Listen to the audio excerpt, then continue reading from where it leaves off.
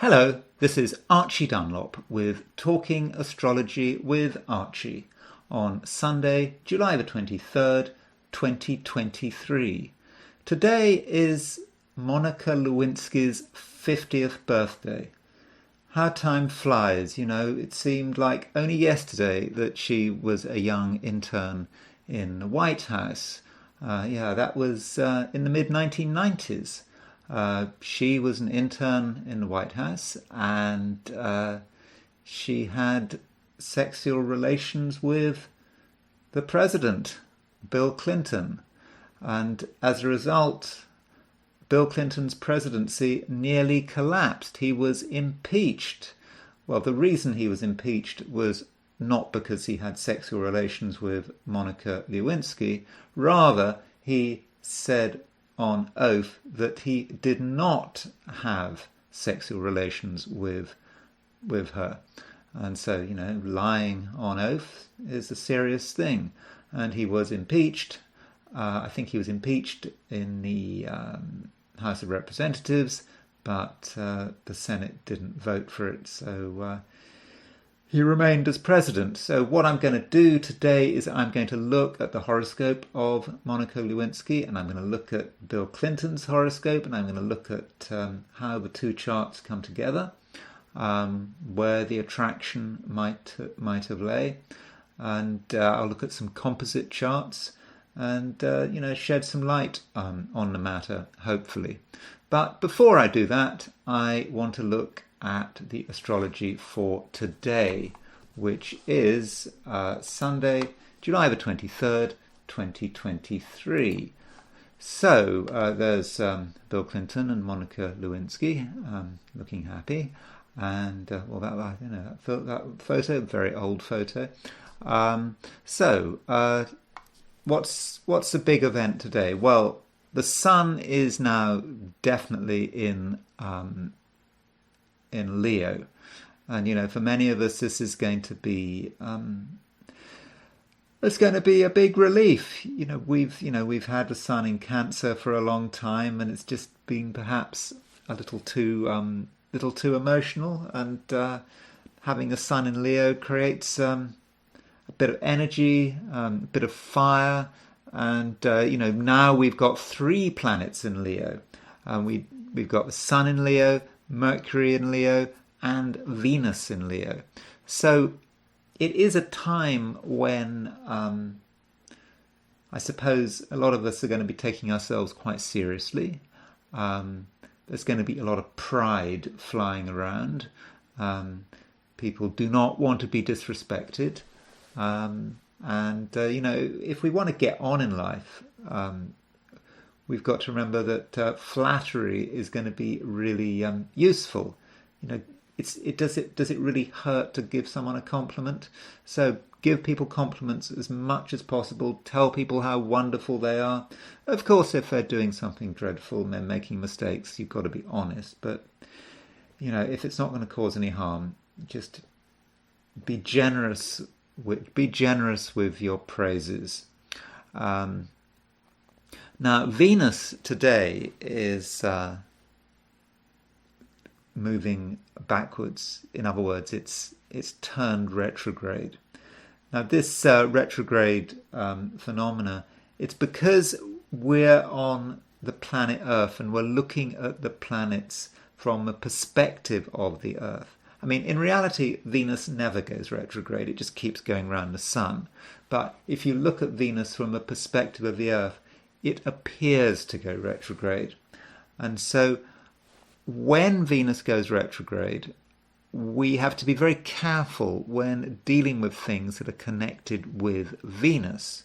So Venus, for example, is connected with beauty. It's connect with anything that is beautiful, which is designed to be beautiful. And so with Venus retrograde, and it is retrograde until the beginning of September, we must be very careful about buying things that we think are beautiful, because in the cold light of day, they may not seem beautiful at all. And at the same time, if we might be tempted to, for example, redecorate our house, supposedly make our house more beautiful, redesign, new coat of paint, all that kind of stuff. But our ideas about what looks good now might not be the same as, say, in September. So, if in doubt, don't. So, maybe you can buy beautiful things later. Maybe you can redecorate your house later, if it's not essential. Buying things like furniture, what looks good now could look disastrous in a few months' time. So don't spend money if it's not necessary. And I think this applies to maybe cosmetic surgery. Say you're not happy with your nose, and you perhaps want to have a different nose. Maybe you might talk to the plastic surgeon with Venus retrograde, and he'll show you a nose, and the nose looks good. And then you actually get the nose job done, and you realise it doesn't look good at all. So avoid cosmetic surgery, unless it's really essential, and you should never use astrology to choose essential surgery. But for something like cosmetic surgery, with Venus retrograde, it's probably something that is best avoided. So what else is going on? Mercury, there's Mercury. You can see Mercury, 22 degrees, 10 minutes, Leo. And it is square Uranus. So you've got Mercury square Uranus. Mercury is the communication planet. Mercury's in Leo. It's a fixed sign. People could be very strident in their communication. They want attention.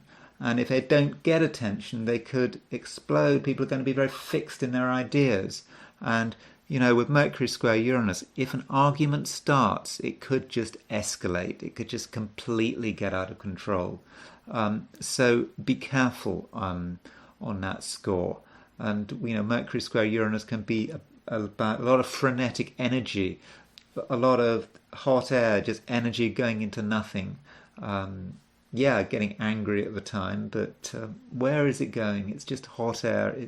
So don't overexert yourself. Try to avoid things that are going to cause or threaten to cause nervous exhaustion. Now, as I said yesterday, there's a kind of a grand cross involving Sun and nodes and Pluto. Here are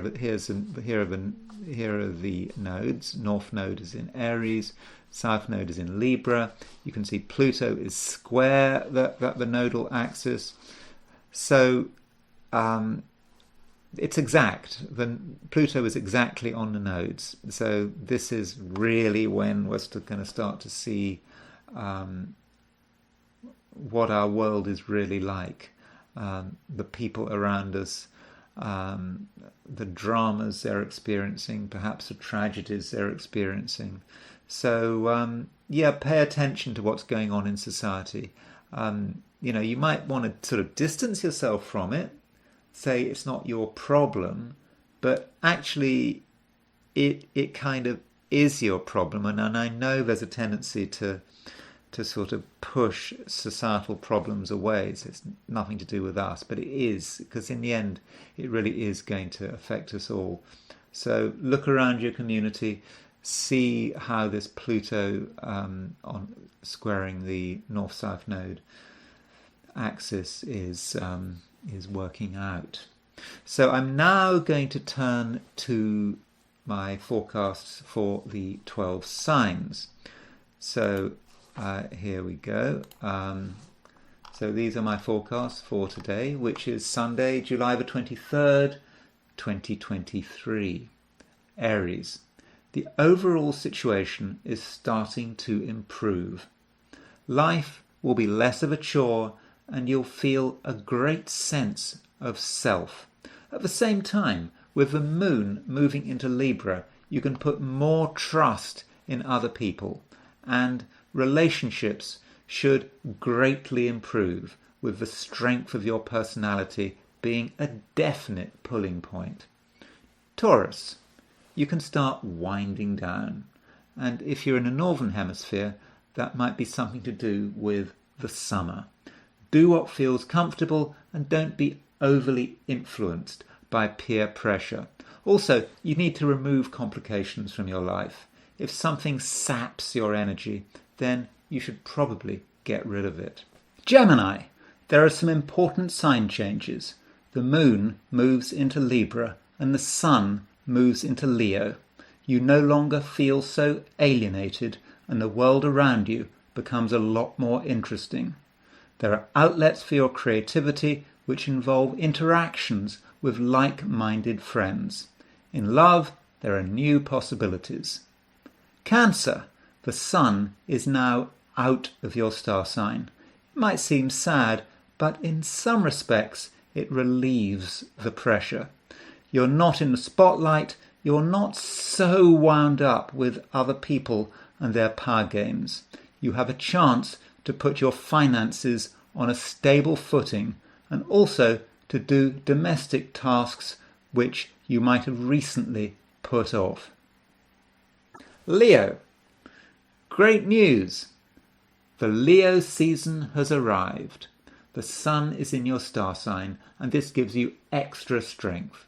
You know that you're on the planet for a special purpose and maybe it's okay to be a little bit arrogant, provided you don't go over the top.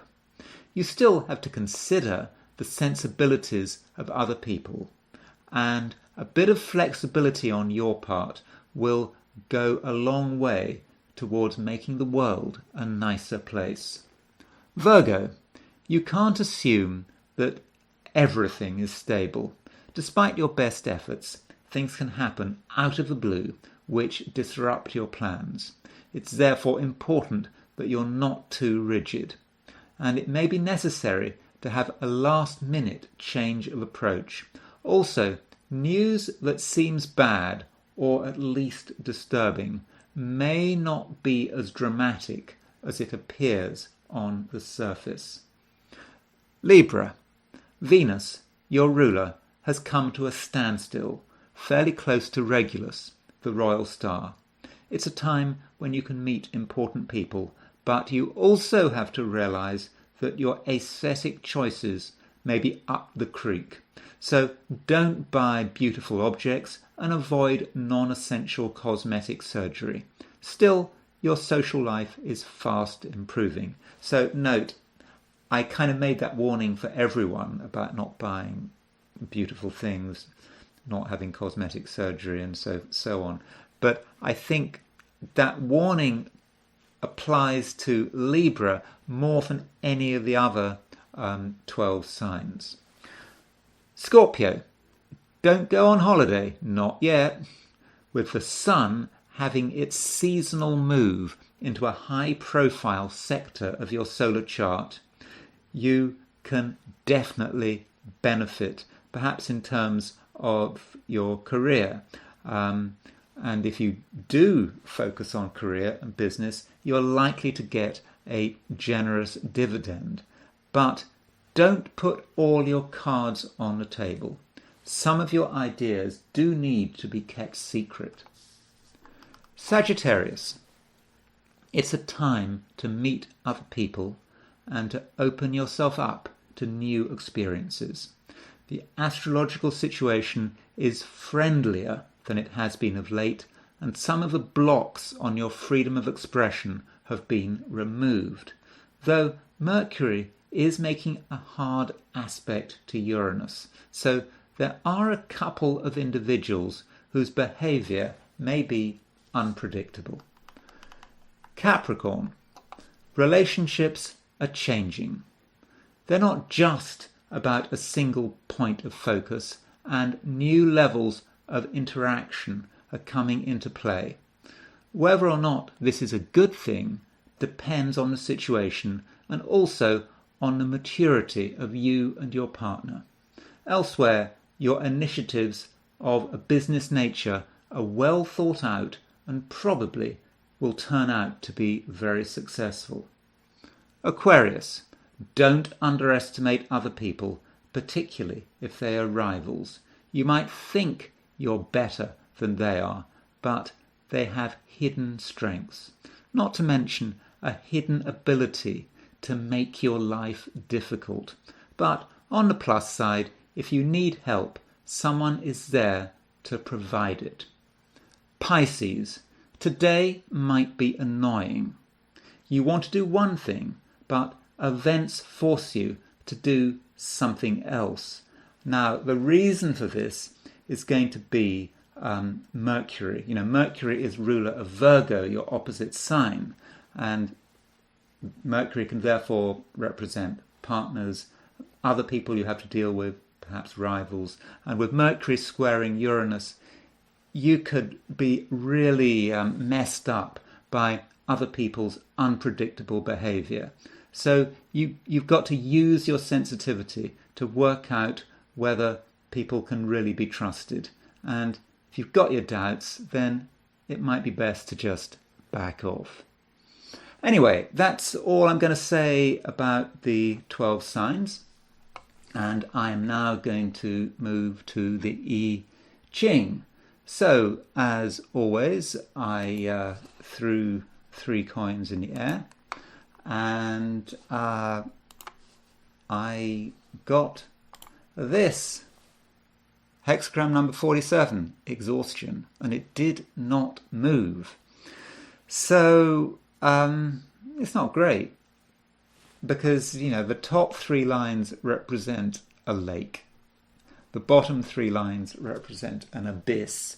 So the symbolism we have here is a lake with a hole in it. All the water is running out. The lake in the I Ching is about joy, the joyous, but all the water that is so necessary for that joy is just draining away. So we ourselves are just going to have a very limited amount of energy. If we over assert ourselves, we're gonna hit a brick wall. So I think we should not expect too much today. We're not going to have the energy. If we, for example, try to enjoy ourselves, for example, go to a party, other gatherings and so forth, the energy is just not going to be there. People are going to be, they're going to be tired and they're not going to be the usual self. So it's a very simple hexagram. It's just saying, just don't have expectations and just don't be disappointed if you can't get what you want. And tomorrow is another day. So now we have to look at Monica Lewinsky. So I'm going to start by looking at her horoscope. Now, here she is. She's 50 today, and she was born on July the 23rd, 1973. So what is the first thing we notice about this chart? Well, you could say that she has the potential to be trouble.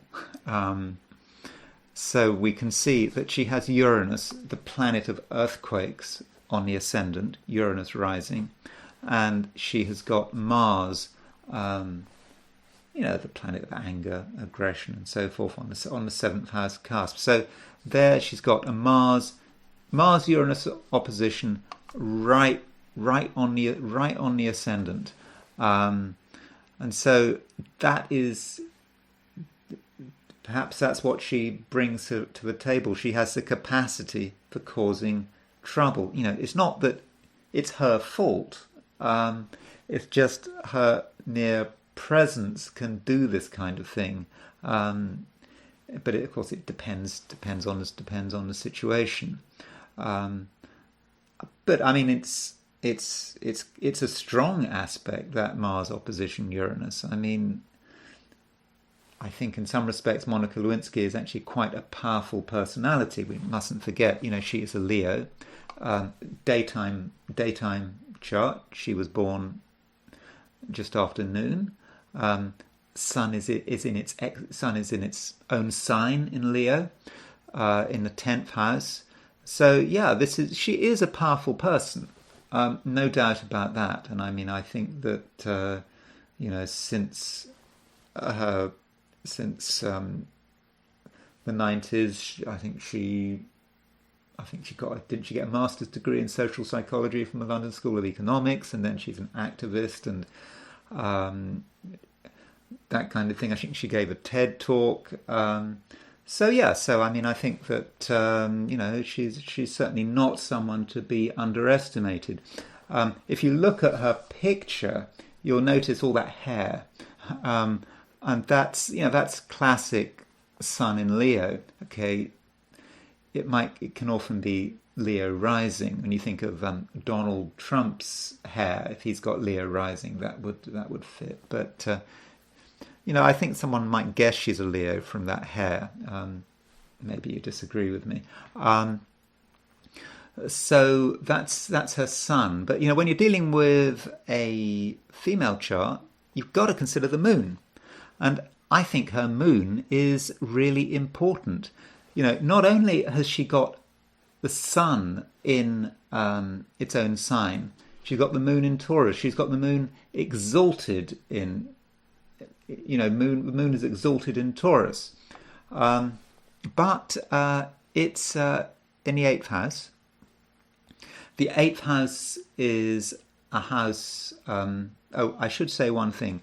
You will notice that the eighth house cusp is 13-13 Taurus, and the moon is at 9-1 Taurus. So if you're really obsessed with details, you might say, and you use a Placidus or a quadrant house system, you might say, no, it's not in the eighth house, it's in the seventh house. But I take the view that it's close enough to the eighth house cusp to be treated as being in the eighth. And if you use whole sign houses, then it's certainly in the eighth, because Libra covers the first house, Aries covers the seventh, therefore Taurus covers the eighth house, and so yeah, it's definitely in the eighth house. The eighth house is connected with sexuality, what she can project, and the Venus-Mars midpoint in her chart. So here's her Venus, here's her Mars. You'll see that so therefore, if she's got her Mars at 20 Aries, Venus at 28 Leo, that means her Venus-Mars midpoint is at around 24 Gemini. So the moon is 45 degrees from a Venus-Mars midpoint. So with the moon on the Venus-Mars midpoint, I would have said that she was able to project a powerful sensual sexuality with that. Very powerful, very strong moon. And I'm kind of guessing that Bill Clinton must have picked up on that. So that's her chart. Notice Venus. She's got Venus in 28, 27 Leo. It's pretty close to the royal star Regulus. I'm not quite sure where Regulus was, because it does move 1 degree every 72 years, but Regulus would have been, I don't know, she's certainly within a degree and a half from Regulus. So she had Venus on Regulus. And so when you've got Venus on Regulus, and don't remember, Venus is her ruling planet, ruler of her Libra ascendant, that gives her the ability to mix with important people. And who is more important than, the President of the United States? So I think that Venus on Regulus was really working. So that's her chart. There's Mars on the seventh house cusp. It can be difficult, Mars on the seventh, in terms of relationships, forming relationships. It is Mars in Aries. I mean, this is another sign of her strength. I've just said she's got Sun in it. It's Sun in its own sign. She's got Moon in Taurus, which is its exaltation. She's got Mars in Aries, and Mars in its own sign. So there's a lot of strength there. But this Mars could be a bit of a problem. There's a lot of aggression and aggravation being directed at her from other people and the people the people she's involved with. So that's Monica Lewinsky's chart. So let's have a quick look at Bill Clinton's chart. August 19th, 1946, 8:51 a.m. in Hope, Arkansas. Bill Clinton has the sun and the moon in the same signs as Monica Lewinsky. He's got his sun at 26 Libra, 26 Leo, and the moon at 20 Taurus. So that suggests to me a certain rapport between the two. Two people, moon's in the same sign, sun's in the same sign. That must really help. Also with Bill, there's his Venus-Mars conjunction. Obviously, Bill Clinton is very much associated with his sexuality and how he uses it, and how and how he I suppose has used it in his political career. Whatever you think of him, he is was an extremely effective political operator. Probably one of the most talented political operators, maybe since Lyndon B. Johnson, but really, really clever, and he certainly has a lot of charisma. I would guess if he was allowed to have stood for a third term in 2000, I suspect he would have got elected. So there's his Venus-Mars conjunction, but you can see that it's connected with Neptune. Neptune is kind of a bit chaotic. Mars-Neptune, very close Mars-Neptune conjunction. That's connected with sleaze, being sort of interested in the sort of the underside of life,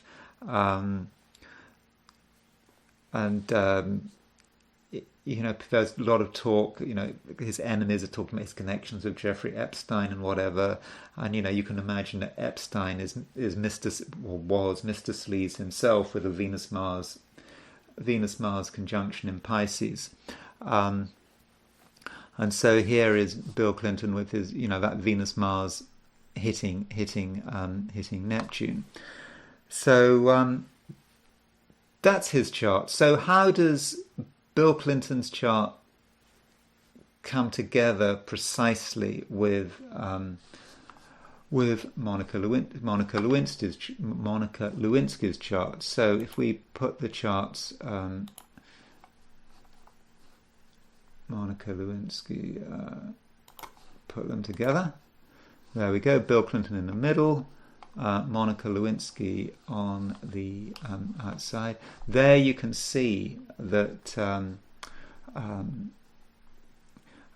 their moons were really close. One technique in synastry is to see what house the other person's planets are in. So Monica Lewinsky's moon was in Bill Clinton's 8th house. So hence, that would really help explain the sexual attraction. Also notice that Monica Lewinsky's Venus at 28 Leo is conjunct Bill Clinton's Sun at 26 Leo. So there's definitely a connection there, which probably helped bring him together in the way it happened. So that's some of the connections between the two charts. I mean, there is other stuff going on. There is look, there's Bill Clinton's Saturn at 2 Leo, and there is Monica Lewinsky's Sun at 0 Leo. So if you're a woman who's born particularly in the daylight, then the sun is going to very much reflect the kind of man you're interested in. So she has a sun at 0 Leo, so she's going to be attracted to a Leo man, like Bill Clinton, I think. And furthermore, he has his Saturn in Leo. So, we think that Saturn might be a difficult influence, but it's just a connection. And so Bill Clinton has a strong Saturn in Leo. It's strong because Bill Clinton was born by day. Saturn is a daytime planet. It's in Leo. Saturn is a masculine planet. And Leo is a masculine sign, and Saturn is above the horizon. So that Saturn must have been an attraction to her. But I think there was probably a downside to it. I would guess that from Monica Lewinsky's point of view, that this thing with Clinton was probably a pretty dreadful thing to happen to her. Because, not just the event itself, but the fact that it all got out and that she became, there was a tendency for her to be defined by it. And I'm sure it had a big impact on how she led her life after the event. And so Bill Clinton's Saturn was hitting her sun, was really maybe just causing a lot of damage to her.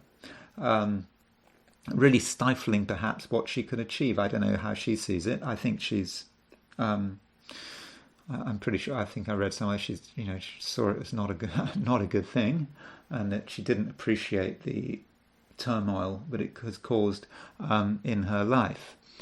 Now, one other thing I want to look at is I want to look at the composite charts. Now, I say composite charts because there are several ways of calculating the composite chart. Now, one thing I do want to say is that before I look at the composites, I just want to quickly show you, this is supposedly the day which they had their first sexual contact, which was November the 15th, 1995. So, November the 15th, 1995, notice, well, we don't know precisely. I've gone for 9 p.m., but I don't know precisely.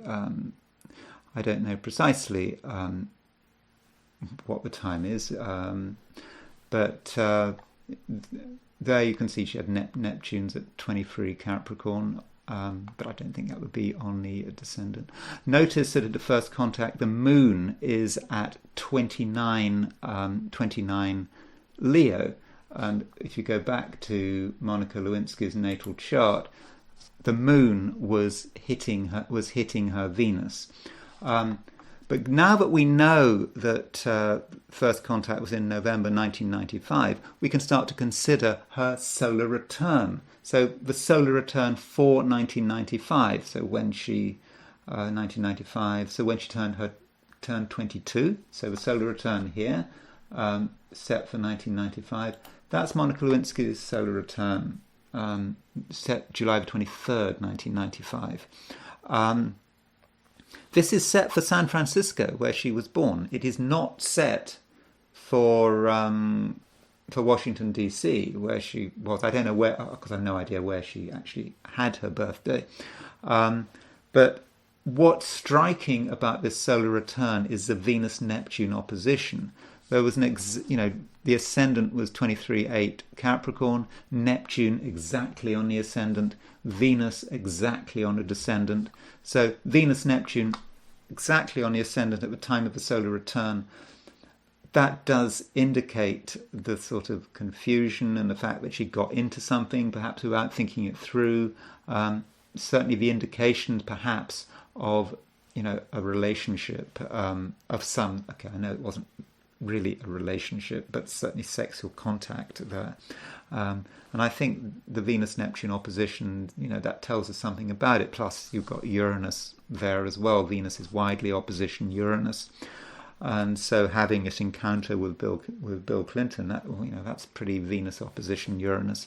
So I think the solar return set for 1995 does really match that. Sorry, now I sort of was jumping around. Now, as far as the composite charts are concerned, this is the composite chart for the two.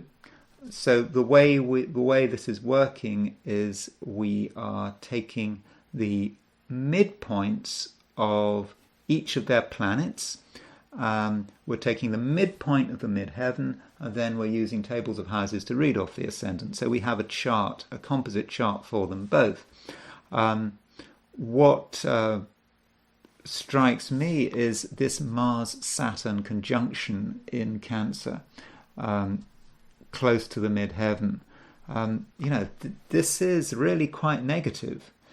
Mars-Saturn is about delay, destruction, frustration. You can see how this relationship has the potential to cause a lot of damage, and I would have said it caused a lot of damage to both parties. So that is really a big negative there. Now there is another way of calculating a composite chart, which is to take the midpoint in time. So you take that time halfway between Bill Clinton's birthday in 1946 and Monica Lewinsky's birthday in 1973, and you come up with this. It's a time-space chart, and it is set for it's set for February the 5th, 1960, which is the halfway point between the two birthdays. The latitude and longitude is the halfway point between the two of their charts. So Bill Clinton was born in Hope, Arkansas. Monica Lewinsky was born in San Francisco, so you would kind of take a point halfway between the two. So like the other composite, the time-space chart has a Mars-Saturn conjunction. Again, more evidence that this is a relationship that is probably not good for either of them. It's going to cause a lot of destruction, but it's also got Venus tied into it. So you've got a Venus-Mars conjunction with Saturn in the middle. So you've got Saturn on the Venus-Mars conjunction. So there's the sexuality there, but there's the Saturn causing all the problems. So that's Monica Lewinsky and Bill Clinton. I'm not going to say any more about them, but it's just an example of how we can use synastry and some of the techniques that are used in Western astrology to see how people get on. Although in this case we're very focused on a particular event, what happened in the White House, what started on apparently November the 15th, 1995. But I hope you found that useful, and I will talk to you tomorrow.